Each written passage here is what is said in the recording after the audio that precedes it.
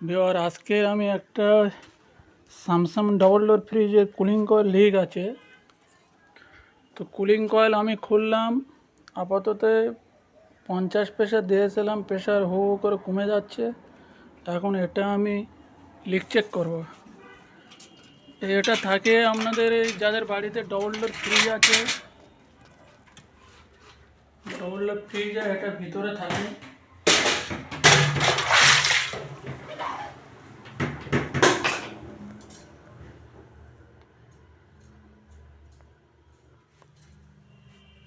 বন্ধুরা দেখা পাচ্ছেন এই লিক আছে এখানে।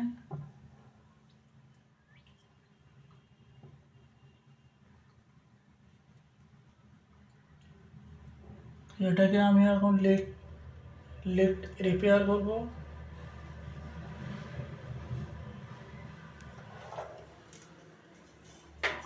ডবল ডোর ফ্রিজের কুলিং কয়েল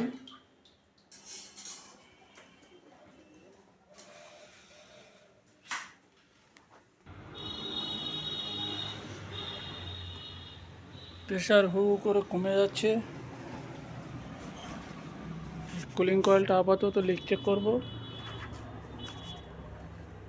লিকটা রিপেয়ার করতে হবে, লিক ধরা গিয়েছে। লিকটা ফ্রিজের এখান থেকে বার করলাম, কুলিং কয়েল লিক ছিল, দেখতে পাচ্ছেন।